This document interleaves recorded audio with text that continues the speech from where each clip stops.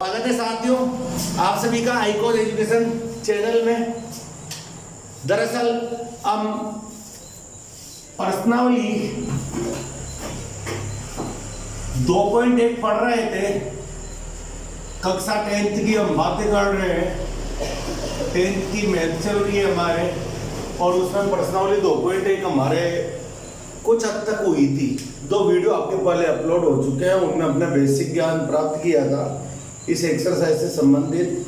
आज हम लोग कुछ आगे बढ़ते हैं, कुछ क्वेश्चंस करते हैं। क्वेश्चन नंबर 1 और 2 हमने कल किया था, लास्ट वाले लेक्चर में किया था। अगर आपने उसे नहीं देखा हो तो कृपया करके आपसे अनुरोध है उसे अवश्य देखें आप। बड़े इंपॉर्टेंट क्वेश्चन थे और यूक्लिड डिवाइन प्रमेय हमने पढ़ी थी। चलो आज भी क्वेश्चन नंबर 3 से हम शुरुआत कर लेते हैं। क्वेश्चन नंबर 3, ध्यान दीजिएगा क्वेश्चन क्या है। इसने कहा है, आपकी बुक्स में आप क्वेश्चन देख सकते हो या फिर मैं लिख देता हूं। क्वेश्चन है हमारा, तो हमें क्वेश्चन दिया गया बच्चों, दर्शाइए कि किसी भी धनात्मक विषम पूर्णांक संख्या को 6q+1 या 6q+3 या 6q+5 के रूप में व्यक्त किया जा सकता है। मेरी बात को ध्यान से सुनना। हमें इस चीज को सिद्ध करने के लिए कल हमने यूक्लिड डिवाइन प्रमेय का पढ़ी थी, मैं उसका कुछ यूज करना चाह रहा हूं। ध्यान देना, कोई भी धनात्मक पूर्णांक a के लिए मैंने आपको बताया था यूक्लिड से a बराबर क्या होता है, bq+r होता है। r से स्पलता, b जिसका अपन भाग दे रहे हैं वो, और q जितनी बार भाग जा रहा है, और ये आपका भाजक जो आपने लिया है। तो धनात्मक पूर्णांक के लिए मैंने bq+r लिख दिया। यहाँ जो r होगा वो 0 से बड़ा होगा या बराबर होगा, लेकिन b से छोटा होगा। देखना सुनना, यदि मैं इस b की जगह यहाँ पे अपने 6 आ रहा है, यदि मैं 6 ले लूं तब क्या होगा, तब a बराबर क्या होगा, ध्यान देना। इसकी जगह लिख दिया 6q+r। अब यहां पर जो r है वह 0 से बड़ा होगा या बराबर होगा, लेकिन b से छोटा होगा, और यहाँ b कितना है, 6। यानी आप 0 या 0 से बड़ी संख्या ले सकते हो, लेकिन 6 से आपको छोटा लेना होगा। तो हम देखो इसे किस प्रकार से लिख सकते हैं। अतः a को क्या क्या लिखा जा सकता है, a बराबर या तो लिखा जाएगा 6q+0 ले लो r की जगह, या 6q+1 ले लो 0 से बड़ा और 6 से छोटा, या 6q+2 ले लो, या 6q+3 ले लो, या 6q+4 ले लो, या फिर यूं कह दो 6q+5 आ जाएगा। ध्यान दे 6 आएगा नहीं, क्योंकि 6 से अपन को छोटा लेना है यार। तो ध्यान दीजिए बच्चों, हम यहाँ क्या कह रहे हैं भाई, कोई भी एक धनात्मक पूर्णांक के हम नहीं जानते वो समय या विषम है, लेकिन हम उसे a बराबर 6q+r के रूप में लिख सकते हैं, जहाँ r हमेशा क्या होता है, 6 से छोटा होता है और 0 के बराबर या उससे बड़ा होता है। तो किसी भी संख्या को, दुनिया की कौन सी भी संख्या आ जाए, कौन सा भी पूर्णांक आ जाए, उसे हम इस रूप में लिख सकते हैं, इन 6 रूपों। अब ध्यान देने की बात यह है, क्वेश्चन अपन से क्या बोल रहा है इसे ध्यान से समझे।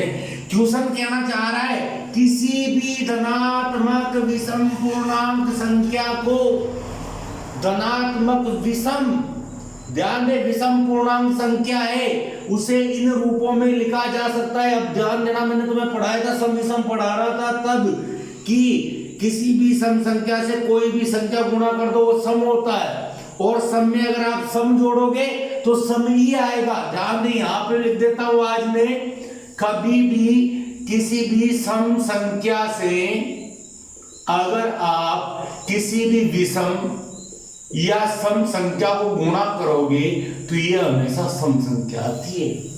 ध्यान देना, जैसे 2 से आप 1 को गुणा करोगे तब भी एक सम संख्या आएगी, 2 से 2 को गुणा करोगे तब भी एक सम संख्या आएगी।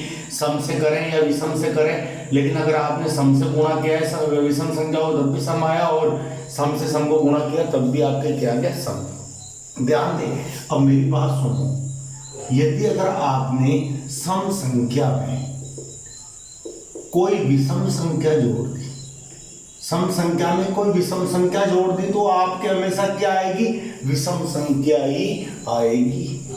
बात समझ पा रहे हो? या यूं कह दूं, आप सम संख्या में यदि सम संख्या जोड़ते हो, अब मैं जोड़ने की बातें कर रहा हूं साहब, तब भी आपको एक सम संख्या प्राप्त होती है। सम में विषम जोड़े तभी आपके विषम मिलता है, लेकिन सम में सम जोड़ोगे तब भी सम मिलेगा, और विषम में अगर आपने विषम जोड़ी तब भी आपको कौन सी संख्या मिलेगी, सम संख्या। अरे उदाहरण ले लो ना, 1 जोड़ लो, 3 जोड़ लो, कितना है 4, जो कि सम है। सम सम जोड़ लेता हूं, 2 जोड़ लेता हूं, 4 जोड़ लेता हूं, कितना आ रहा है 1 ये भी सम है। जबकि आप एक सम संख्या में एक विषम संख्या जोड़ो, क्या आएगी, एक विषम संख्या आएगी। समझ रहे होंगे मेरी बात को? तो ध्यान दो, ये तो सब जगह क्या होगी, सम संख्या है, क्योंकि यहाँ एक सम संख्या किसी भी एक संख्या से गुणा हो रही है तो हमेशा क्या आता है, सम संख्या आती है। तो ये सम है, ये सम है, 6 जहां भी वो सारा सम है। अब सम में देखो 0, इसे अपना सम संख्या मानते हैं, तो अगर 6 में अपने 0 जोड़ दिया, या फिर इसे छोड़ो ना, तुम सम मत मानो ना, 6 है, 6 तो ऑलरेडी सम है। अगर इसमें कोई सम संख्या जुड़ गई तब भी सम रहेगी, ये भी सम संख्या जुड़ी है तब भी सम रहेगी। तो हम यहाँ कर देंगे कि यहाँ 6 क्यूब प्लस 2 6 क्यूब प्लस 4 सम संख्याएं हैं, सम संख्याएं है। तथा ये देखो, अब सम में विषम जोड़ रहा हूं, सम में विषम जोड़ रहा हूं, ध्यान दें, मैंने कहीं लिखा था सम संख्या में विषम संख्या जोड़ेंगे तो क्या आता है, विषम संख्या आता है। तो 6 क्यूब में मैं प्लस का 1 यानी विषम जोड़ रहा हूं, यानी 6 cube plus 1 6 cube plus 3 6 cube plus 5 हमेशा क्या होगी, विषम संख्या होगी, विषम संख्या है। तो अब हम निष्कर्ष में क्या कर सकते हैं, देखो मैंने कोई एक पूर्णांक लिया था, उसे इन 4 टाइप से लिखा जा सकता था, उनमें से ये वाले 3 टाइप सम संख्याओं को दर्शाते हैं, तो फिर ये 3 टाइप किसको दर्शा रहे हैं, विषम संख्याओं को दर्शाते हैं। तो इसने यही तो कहा था कि दर्शाओ, देखो यहाँ वर्ग वगैरह कुछ करना ही नहीं है, उसने बोला ही नहीं है, हमें तो सिंपल सी भाषा में दिया है, आप बताओ कि किसी भी धनात्मक विषम संख्या को इन 3 रूपों में लिखा जा सकता है। समझ पा रहे हो? आपसे क्या कहा गया है, किसी भी धनात्मक विषम पूर्णांक संख्या को इन 3 रूपों में लिखा जा सकता है। हमने कहा भाई ऐसे अगर किसी पूर्णांक को लिखा जाए तो इन 6 रूपों में लिखा जा सकता है, जबकि हम जानते हैं ना कि जो b होता है उससे हमेशा छोटा होता है r, लेकिन 0 से बड़ा होता है। हमने यार ये 6 रूप बनते हैं, पॉसिबल 6 रूप है, लेकिन हमने जब इसका क्या किया, विश्लेषण किया तो देखा कि ये तो सम है, ये भी सम है और ये भी सम है, ये 3 संख्या तो हमारी सम है। फिर विषम कौन सी बची, जिसमें सम में विषम जुड़ता है तो विषम आता है, तो 6 क्यूब प्लस 1 विषम है, ये भी सम है, ये भी सम है। तो हम कह सकते हैं अतः किसी भी धनात्मक विषम संख्या को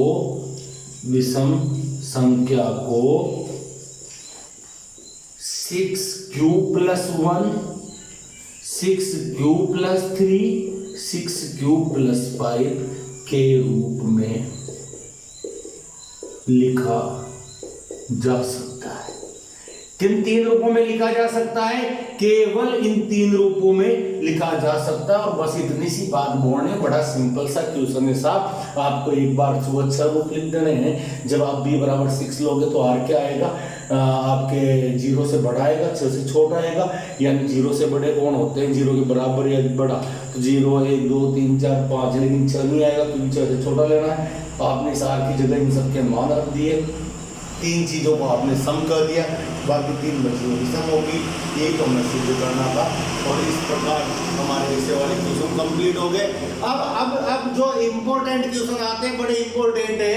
आपने बचपन में पढ़ा था लस और मस, HCF और LCM, या यूं कह दो महत्तम समापवर्त्य तथा लघुत्तम समापवर्त्य, और उन्हें पढ़ने किससे पढ़ा था, आपको याद आ रहा होगा, अभाज्य गुणनखंड विधियों से पढ़ा था। अभाज्य गुणनखंड विधियों से पढ़ा था। अभाज्य गुणनखंड का मतलब आप जानते हो, किसी भी संख्या को ऐसे गुणा वाले भागों में विभाजित करना कि वो सारे जो गुणा वाले भाग हैं वो क्या होनी चाहिए, अभाज्य संख्या होनी चाहिए। जैसे मेरे पास मान लीजिए खुदा न खास्ता 15 है, तो 15 को 3 इंटू 5 लिख दूं, ये भी अभाज्य संख्या है, ये भी अभाज्य संख्या है। इसलिए मैं कहूँगा कि 15 के अभाज्य गुणनखंड 3 व 5 है, 3 इंटू 5 है। आपने बचपन में ऐसी एक मेथड भी पढ़ा था जिससे आप इन्हें अभाज्य गुणनखंडों के रूप में व्यक्त कर सकते थे, आगे भी काम आएगा इसलिए ये बता रहा हूं मैं। नेक्स्ट एक्सरसाइज में अभाज्य गुणनखंड विधि से हम लसा और मसा ज्ञात करेंगे। यहाँ तो फिलहाल मुझे युगली डिवाइड विधि से महत्तम समापवर्त बताना है, लेकिन उससे पहले मैं एक्सरसाइज 2.2 की भी पुल बांध रहा हूँ, वहां भी बड़ी इसी से काम चला लेंगे। अगर वही चर्चा मैं पहले कर लूँ तो आपको एलसीएम और एचसीएफ के बारे में कुछ बता पाऊंगा। ध्यान दें, आप क्या करते थे, सबसे पहले वो छोटी से छोटी अभाज्य संख्या ढूंढते थे जिसका आप यहाँ पे भाग दे सको। आप जानते हो सबसे छोटी अभाज्य संख्या 2 थी, तो 2 का तो 15 में भाग जाता नहीं है। अब आप किसका भाग दोगे, जाहिर सी बात है 3 का देख लेते हैं। 3 का भाग 15 में जा रहा है क्या, बिल्कुल जा रहा है। कितनी बार जा रहा है कि 5 या 15 होते तो आपको 5 यहाँ लिख देना है। अब सुनो, अब 5 में भाग देना है आपको ऐसी अभाज्य संख्या का। आप जानते हो 2 का नहीं जाता है, 3 का नहीं जाता है, अगली अभाज्य संख्या कौन आती है 5, तो 5 का 5 में भाग एक बार चला गया। जब यहाँ 1 आ जाए तब आप लिख सकते हो कि 15 के गुणनखंड क्या हो गए, इधर जो भी आप क्या है गुणा वाले खंड। गुणनखंड का अर्थ क्या हुआ, ऐसे एक 2 या 2 से अधिक खंड जिन्हें गुणा करने पे वही संख्या प्राप्त हो। तो देखो 5 या 15 हो रहा है ना, किसी भी एक दो संख्याओं के और गुणनखंड करके देख लेते हैं। वैसे आगे पर काफी सारे करने भी वाले हैं, फिर भी आपको मैं कोई भी एक संख्या ले लेता हूँ, इनमें से ले लेता हूँ। जैसे अपने ले लिया 210, इसके आपको गुणनखंड करने, ध्यान से देखना, गुणनखंड कर रहा हूँ। 2 का भाग दिया, सबसे पहले सबसे छोटी अभाज्य संख्या 1 दूआ 2, 1 में नहीं जा रहा, भाग टूट की 0 लग जाएगी। आप जानते हो भाग देना अच्छे से। अब 10 हो गया, 10 में 2 का भाग 5 बार चला गया। अब इसमें 2 का भाग तो जा ही नहीं सकता है, लेकिन 3 का भाग जा रहा है क्योंकि संख्या के अंकों का योग 6 है जो कि 3 से विभाजित है, इसलिए हम 3 का भाग तो आराम से दे सकते हैं। 3 तिया 9, 5 तिया 15। अब खाए का भाग जाएगा, ना तो 3 का जा रहा ना 5 का जा रहा, सॉरी 5 का तो जा रहा है, ना 2 का जा रहा ना 3 का जा रहा। आप 5 का भाग दोगे, 7 बार गया, 7 से 7 एक बार, यानी आपके 210 के अभाज्य गुणनखंड हो गए 2 इंटू 3 इंटू 5 इंटू 7। ध्यान दीजिए सारी की सारी जो संख्याएं आएगी वो आपके अभाज्य संख्याएं आएगी, और अभाज्य संख्याओं के बारे में हम लास्ट वाले लेक्चर में बहुत अच्छे से पढ़ चुके हैं। ध्यान दे, यहाँ से मैं 55 को भी उठा लेता हूँ और इसका भी क्या करता हूँ, अभाज्य गुणनखंड निकालने का प्रयास करता हूँ।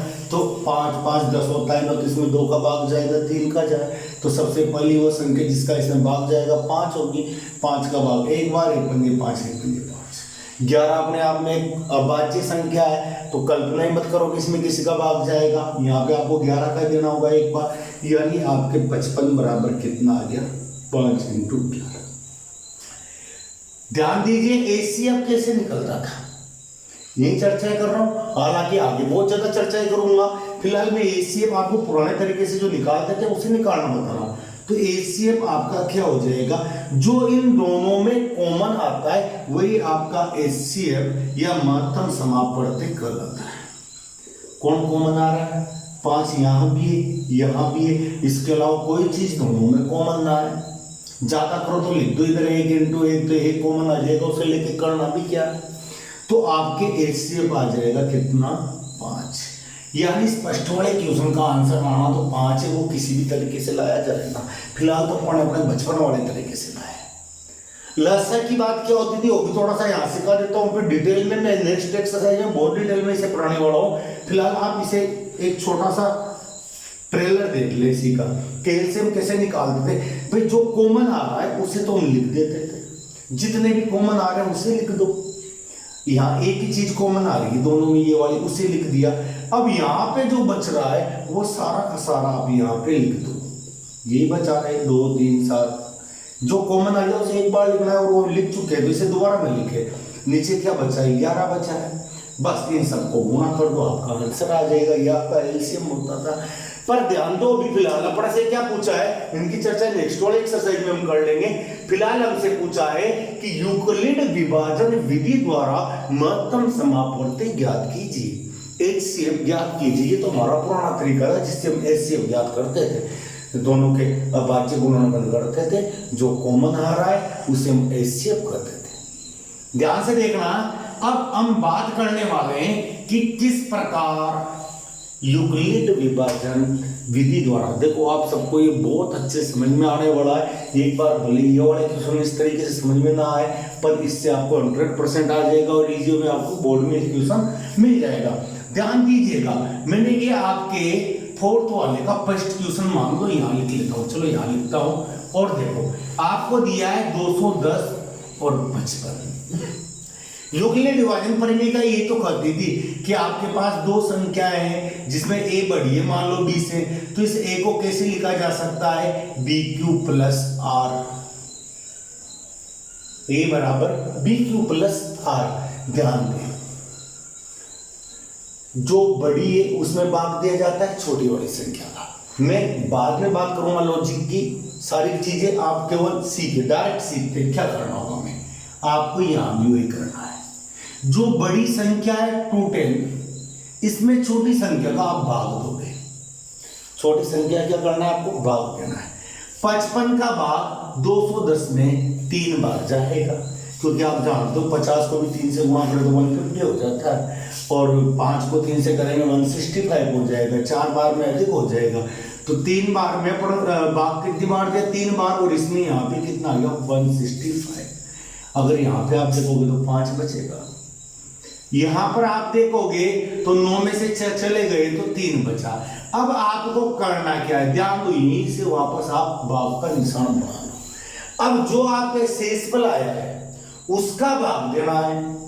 देना किस में है, जिसका भाग आपने दिया था उसमें। देखना थोड़ा एक हाथ की उसमें हो सकता है आपको प्रॉब्लम आए, उसके बाद अपन काफी सारी प्रैक्टिस करने वाले, इजी में सब समझ में आ जाएगा। आप ये देखिए 55 का छोटी संख्या का बड़ी संख्या में भाग दिया, जो बचा उसका भाग अब किसमें देंगे, जिसका भाग दिया था उसमें देंगे। यानी 55 में 35 का भाग कितनी बार जाएगा, 1 बार। आपने इसे यहाँ पे लिख दिया, बताओ कितना बचा, 20। अब आपको इस 20 का भाग वापस देना है, और किस में देना है, जिसका लास्ट टाइम आपने भाग दिया था, यानी 35 में। ध्यान दे, 20 का भाग 35 में कितनी बार जाएगा, 1 बार, और यहाँ पे कितना बच जाएगा, 15 बच जाएगा। अब इसका भाग आपको देना है 20 में, जिसका लास्ट टाइम आपने भाग दिया था। 20 में 15 का भाग गया 1 बार, और यहाँ कितना बच गया, 5। अब वापस 5 का भाग देना है आपको किसमें, जिसका आपने भाग दिया था, 3 पंजे 15, और खत्म। जब आपके शेषफल 0 आ जाए उस वक्त अपना आंसर आ चुका है।